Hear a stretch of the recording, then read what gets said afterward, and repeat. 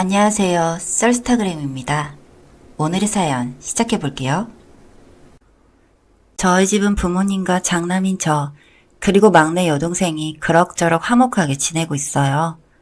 물론 겉으로 보기에만 화목한 거였죠. 부모님은 저와 여동생을 차별해 키웠거든요.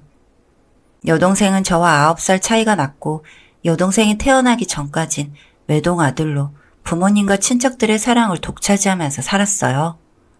어린 나이였지만 여동생이 태어난다는 사실을 알았을 때 정말 기뻤어요. 예뻐해주고 아껴줄 거라 굳게 마음을 먹었고 아빠와 함께 여동생의 선물을 고르기도 했었죠. 하지만 정작 여동생이 태어나고 모든 관심은 여동생에게로 향했어요. 물론 당연하겠죠. 당시 여동생은 갓난아기였고 어른들의 관심과 도움이 많이 필요했을 거니까요. 하지만 저도 어렸어요. 부모님의 관심과 사랑이 필요했죠. 부모님은 여동생에게 눈이 팔려 제가 학교를 가는지 시험을 치는지 관심도 없었고 소풍에도 학부모 참관 수업에도 학예회에도 심지어 초등학교 졸업식에도 오지 않았어요. 어떤 아이들은 제가 부모님이 없다고 놀려댔죠. 여동생이 부모님의 사랑을 독차지하는 와중에도 여동생을 미워한 적은 없었어요. 부모님을 미워하지도 않았고요. 다만 제게 관심을 주지 않던 부모님께 가끔 섭섭함을 느끼거나 동생에게 질투를 했었던 것 같아요. 자연스럽게 여동생에 대한 애정도 식었고요. 미워하지 않는 것과 사랑하지 않는다는 것에 다른 문제라는 것을 그쯤 인지했던 것 같아요. 여동생은 부모님과 주변의 사랑에 관심, 사랑을 듬뿍 받으며 날이 갈수록 예쁘게 자랐어요. 눈치 볼 필요가 없었으니 조금 천방지축이긴 했죠. 제게도 가끔 도가 넘는 장난을 치긴 했지만 모른 척 넘어갔어요. 어느 날 동생이 제게 장난을 핑계로 제 머리카락을 잡아당기며 발길질을 했고 저는 그런 동생에게 화를 냈지만 부모님은 오빠가 되어 동생에게 화를 냈다고 처음으로 저를 때리셨어요. 어린 나이였지만 아빠의 발길질과 엄마의 폭언에 이건 훈육이 아니라는 폭행이라는 사실을 인지했죠. 그래서 그 후로도 동생의 장난에 제가 반응을 하면 아빠는 바로 제게 손에 쥐는 가죽 물건을 던지셨고 엄마는 제 뺨을 때리며 너 같은 것도 자식이라고 낳았다고 후회한다고 막말을 하셨고요. 동생의 장난을 넘어가게 된 계기는 아빠가 던진 유리컵에 머리를 맞아 이마가 찢어졌지만 온 얼굴이 피범벅이 된 저를 아무도 쳐다보지 않더라고요. 저는 혼자 화장실에서 울면서 세수를 하며 피를 닦아냈고 대충 약을 바르고 방 가장 구석에 웅크려 밤새도록 울었어요. 그때 제대로 치료하지 않아 이마에는 꽤 큰 흉터가 생겼고요. 동생에게만 관심을 주던 부모님이지만 제게도 그만큼의 관심과 애정을 주던 분들이셨고 그 사랑을 못 잊어 사랑받기 위해 노력도 정말 많이 했어요. 할 수 있는 건 공부 같은 것들 뿐이어서 제대로 된 학원도 없이 열심히 공부를 해 성적을 올렸어요. 그 결과 고등학교 1학년 첫 중간고사에서 저는 전교 3등을 했고 성적표를 가지고 부모님께 웃으며 달려갔지만 부모님은 제가 당연한 일을 했다는 듯한 태도로 잘했네 라는 뜨뜻미지근한 반응을 보이셨죠. 그 옅은 반응이라도 제게는 너무 소중했고 그래서 더 열심히 공부했어요. 더 노력하면 내가 더 잘하면 부모님도 나를 인정해 주실 거라고 전처럼 나를 봐줄 거라고 생각했었던 것 같아요. 물론 제 착각이었고 제 욕심이었지만요. 날이 지날수록 부모님에 대한 인정 욕구는 사라지고 악만 남더라고요. 그 악에 바치는 감정으로 공부를 했고 저는 나라에서 세 손가락 안에 든다는 대학에 당당히 정시로 입학했어요. 대학 합격 발표가 난 날에는 부모님이 저를 대견하다 해주셨어요. 칭찬도 해주시고 함께 외식도 하고 선물도 사주셨죠. 옛날 같으면 부모님의 관심에 기뻐했을 테지만 입시 과정은 너무 외롭고 힘들었기에 저는 사춘기 때도 부모님의 관심 없이 홀로 버텨야 했기에 그 관심은 너무 늦어버렸다는 걸 인지했어요. 그 전 부모님에 대한 기대가 바닥으로 내려앉았다고 인정했고 부모님의 인정을 받기 위해서가 아닌 제가 행복해지기 위해 더 좋은 사람이 되어 성공하기 위해 노력하기 시작했죠. 과정은 어찌되었건 결국 저는 좋은 방향으로 자랐으니 아무렴 좋다는 생각을 했던 것 같아요.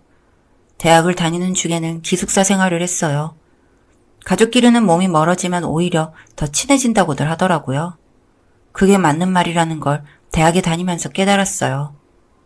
오히려 부모님은 제가 눈에 보이지 않으니 주마다 전화를 하며 근황을 묻거나 뭘 하고 지내는지, 밥은 잘 먹는지 걱정을 해주셨어요. 하지만 조금 늦게 간 군대에는 면회 2번이요. 절 찾지도 않으셨죠. 동생이 중학교에 입학해 친구들과 잘 어울리지 못한다고, 또 동생에게 관심을 주느라 바빠 저는 뒷전이었어요. 그때쯤에는 뭐 그러려니 했고요. 그런 환경에 있다 보니 동생과도 친하게 지내지는 못했어요. 오히려 서먹한 관계였죠. 제가 동생과 친하게 지내려고 해도 이미 부모님이 동생의 옆에 딱 붙어 제게는 눈길도 주지 않고 동생만 예뻐라 했었거든요. 그리고 전 군 제대 후 대학을 졸업하고 짧은 취준 생활을 끝으로 28, 누구나 이름을 들으면 아는 대기업에 취업을 했죠. 제가 취업을 한 이후로는 동생에게서 가끔 연락이 왔어요. 잘 지내냐? 오빠가 보고 싶다는 말 끝에는 언제나 용돈을 달라는 말이 붙었어요. 뭐 고3이면 한참 돈이 궁할 시기였을 테니까요. 사실 크게 관심도 없었죠. 부모님의 말을 건너 들으면 공부에는 취미가 없어 인문계 고등학교로 진학은 했지만 대학에는 뜻이 없고 만약 간다면 미용 쪽으로 진학을 생각 중이라고 하더군요. 그냥 그렇구나 싶었어요. 그제서야 너는 아무런 지원 없이 좋은 학교에 가 좋은 회사에 턱턱 취업했는데 동생은 그렇지 않다는 한탄 섞인 말이 들려왔지만 모른 채 했죠. 너무 늦은 말이었으니까요. 부모님과의 왕래도 가끔 기념일이나 집안 행사 때 보내드리는 용돈이 전부였고 저는 제 지인들과 또 대학생 때부터 만난 여자친구와 그리고 회사에서 대부분의 시간을 보냈어요. 사실 약간의 애정결핍이 있다는 생각은 했었는데 주변에서 인정받고 여자친구와 안정적으로 사랑을 주고받으니 더 이상 감정에 결여되어 힘들지도 않더라고요. 여자친구와는 내년, 늦어도 내후년쯤 결혼을 하자 약속했었어요. 그렇게 그럭저럭 평화로운 일상이 이어져 나갔어요. 하지만 동생이 대학에 입학한 후 크고 작은 일들이 터지더군요. 동생은 그 전까지는 용돈을 달라는 작은 연락들만 제게 건네오다 대학에 입학한 후로는 남자친구에게 사기를 당했다. 친구에게 돈을 빌려줬다. 술을 마시고 사고를 쳐 합의금을 물어줘야 한다. 친구의 권유로 불법 도박을 했는데 월세를 잃었다는 등 여러 이유를 들고 제게 자주 연락을 했어요. 부모님께는 죽어도 말할 수 없다고 오빠밖에 없다고 제발 도와달라는 그 요청을 저는 들어주면 안 되었지만 하나뿐인 여동생의 부탁을 단칼에 거절할 만큼 정이 없는 사람은 못 되었어요, 전. 여동생은 초반에는 엉엉 울며 미안하다고 고맙다고 부탁을 해오더니 어느 정도 시간이 지나선 이런 일이 있으니 해결 부탁한다며 짧게 이야기를 하더군요. 여동생의 합의금과 법적 대응을 대신해주느라 꽤 많은 목돈이 들었고 하다 동생이 반성하는 모습을 보이지 않아 저는 결국 그런 부분들에 대해 여동생에게 이야기를 했어요. 너도 이제 곧 결혼 준비를 하느라 목돈이 쓰일 거고 너도 성인인데 언제까지 내가 모든 뒷바라지를 해줄 수는 없다고. 다음부터 일이 터지면 부모님께 말씀드릴 거니 알아서 잘 처신하라고요. 동생은 알겠다고 미안하다고 이야기를 했어요. 그런 연락 없이 잔잔하더군요. 결혼을 전후로 한 1년 정도? 무소식이 희소식이라는 말이 딱 맞는 말이었죠. 그리고 전 여자친구와 결혼을 했습니다. 결혼은 행복한 신혼을 만끽하며 아내와 즐거운 나날들을 보냈어요. 하지만 그런 행복은 오래 가지 않았죠. 다시 동생에게서 연락이 왔어요. 동생은 언제나처럼 사고를 쳤다고 돈을 좀 빌려달라고 이야기를 할 줄 알았어요. 하지만 여동생에게 들은 말은 제가 상상도 할 수 없던 말이었어요. 여동생은 본인이 임신을 했다고, 그런데 상대가 누구인지 모르겠다 이야기를 하더군요. 저는 어쩌다 그런 일이 있었느냐고 물었고 제가 돈을 대주지 않아 바에서 알바를 했고 더 많은 돈을 벌 수 있다는 말에 이 차를 띄었다고 합니다. 그 후로는 네, 성매매를 했다고 고백하더군요. 그러면서 제게 하는 말이 그냥 두 사람이 자기 아이를 입양해주면 안 되겠냐고, 부모님한테는 죽어도 말 못한다고, 마지막으로 한 번만 더 도와달라네요. 자기도 아이를 버릴 수는 없고 고아원에 보내 영영 못 보기도 싫다고, 오빠가 키우면 자기가 가져가서 돌보고 돈을 벌면 양육비도 보내주겠다고. 언제나처럼 울면서 이야기를 하는데 저는 말문이 턱 막혔어요. 쉽게 결정 내릴 문제도 아니고 전처럼 혼자인 상황도 아니었으니 아내와 상의 후 이야기를 하겠다고 했죠. 그리고 난생 처음으로 타인에게 제가 살아온 이야기와 동생과의 이야기를 털어놓았어요. 아내는 동생과 제게 얽혀있던 일들이나 상황을 전혀 모르고 있었죠. 그냥 제가 평범한 집안에 특이점이 있다면 나이 차이가 많이 나는 여동생이 있다는 정도만 알고 있었죠. 전 어린 시절부터 방치와 폭행을 당했다고, 부모님의 관심을 받고자 노력했지만 실패했고 포기했으며 취업 이후 동생이 저지른 일을 부모님 몰래 막아주고 있었다 이야기를 했어요. 아내는 제 이야기를 듣고 그건 가정폭력이라고, 방치도 차별이고 나쁜 건데 그런 상황에서 어떻게 견디고 이렇게 잘 컸느냐며 절 대신에 울더군요. 제 상황이 한 번도 눈물 날 만큼 힘든 줄을 몰랐어요. 제가 가족에 관해선 감정이 메말라 있었나 봐요. 아내의 말을 들은 이후로 내가 부모님께 또 가족에게 받은 건 없고 마냥 퍼주기만 했구나 싶었죠. 그런 식으로 대화를 주고받다 아내는 제게 정신과 상담을 권유했고 저는 그보다 급한 일이 있다며 동생이 마지막으로 이야기했던 내용을 아내에게 전해줬어요. 아내는 미쳤냐며 그게 무슨 짓이냐고, 네 동생도 어떻게 오빠라는 사람한테 그런 걸 부탁할 수 있냐고 화를 내더군요. 그러면서 제게 당장 짐을 챙기라고, 시댁에 가봐야겠다고 이야기를 했어요. 저는 얼떨결에 아내를 따라 집으로 향했고요. 아내는 따로 동생에게 전화를 걸더니 당장 집으로 오라 소리를 지르더군요. 집에 도착해서 아무 말 없이 멀뚱멀뚱 앉아있는 절 대신에 아내가 이야기를 했어요. 어머님, 아버님, 아가씨가 많이 엇나가고 있는 거 알고 계시나요? 그게 무슨 소리니? 우리가 애를 얼마나 순하게 키웠는데 온 정성을 다 쏟고 온 사랑을 다 쏟았어. 아무리 네가 며느리에 이제 우리 집 사람이라 하더라도 우리 막내를 욕하는 건 넘길 수 없구나. 그런 내용이라면 들을 말도 할 말도 없다. 그 말에 저는 물었어요. 나한테도 온 정성과 사랑을 쏟았냐고. 당신들 아들인 나한테도 그 대단한 사랑을 주었냐고요.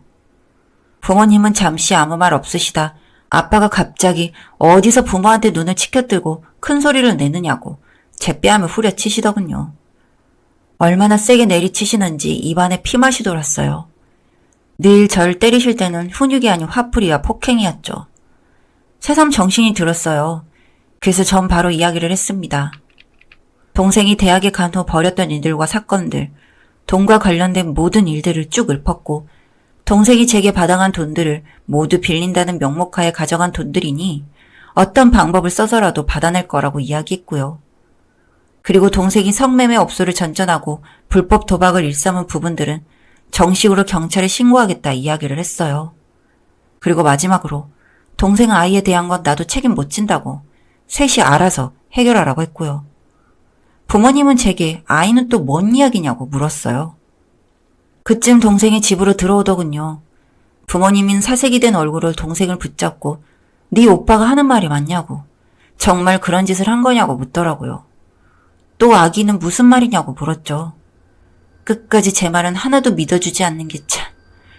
동생은 당황한 건지 무슨 소리 하는 거냐고, 오빠 다 말한 거냐고, 어떻게 그럴 수 있냐고 현관에 주저앉아 울더라고요. 동생이 울자 아빠는 또 제게 달려들어 절 폭행했어요. 아내가 옆에서 말렸지만 역부족이었고 저는 피하지도 않았죠. 한참을 맞다 보니 집에 경찰이 와 있더군요. 아내가 신고한 모양이었어요. 아빠는 가정폭행으로 바로 잡혀갔고 아내와 저는 진술서를 쓰러 따로 경찰서로 이동했고요. 가기 전 엄마에게 이야기했어요. 이게 나랑 얼굴 보는 마지막이라고. 나는 이제 이 집 사람들한테 휘둘리지 않겠다고요. 그 좋아하는 딸이랑 행복하게 살라고 했어요. 진술서 작성 이후 개인적으로 변호사를 선임해 금전적인 부분에 관한 걸 받아낼 수 있는지 물었어요.